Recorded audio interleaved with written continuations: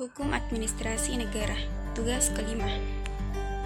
Baik, perkenalkan, saya atas nama Yuriska Wanti, NPM 09105804191105, kelas B semester 6, Prodi Ilmu Administrasi Publik. Baik, langsung saja. Yang pertama, perlindungan hukum dalam bidang perdata dan bidang publik.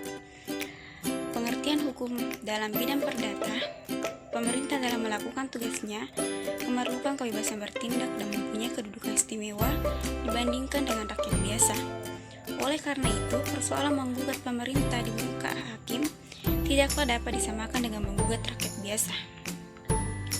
Kemudian, pengertian hukum dalam bidang publik: tindakan yang berdasarkan sifatnya menimbulkan akibat hukum, oleh karenanya itu diperlukan perlindungan hukum bagi warga negara terhadap tindakan hukum pemerintah. Dalam rangka perlindungan hukum keberadaan asas hukum umum, pemerintah yang layak ini memiliki peranan penting dan memberikan kewenangan terhadap administrasi negara untuk membuat aturan perundangan. Kemudian, tata urutan peraturan perundang-undangan.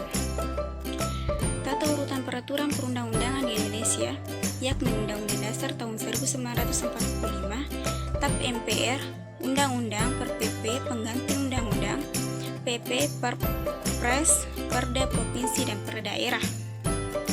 Penyusunan naskah akademik.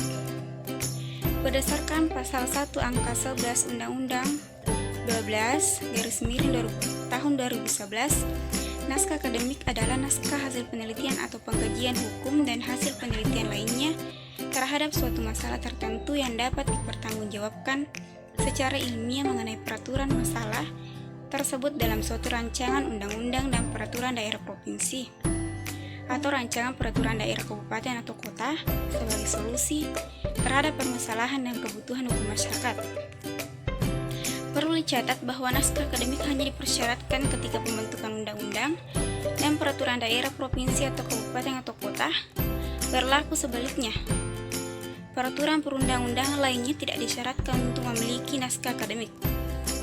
Naskah akademik memuat hasil penelitian mengenai materi muatan yang diusulkan untuk diatur pada undang-undang atau peraturan daerah. Setiap materi muatan harus memiliki kajian ilmiah yang terukur, sistematis berdasarkan metode tertentu, dan memenuhi kaidah-kaidah penelitian guna mendapat hasil penelitian yang mencerminkan realita fakta di lapangan. Dan kemudian langkah perumusan masalah kebijakan: yang pertama, identifikasi masalah kebijakan, 2 penyusunan agenda, 3 perumusan kebijakan, 4 pengesahan, 5 implementasi kebijakan, 6 evaluasi kebijakan. Perumusan kebijakan adalah langkah yang paling awal dalam proses kebijakan publik secara keseluruhan. Dan yang terakhir, pengertian legal drafting.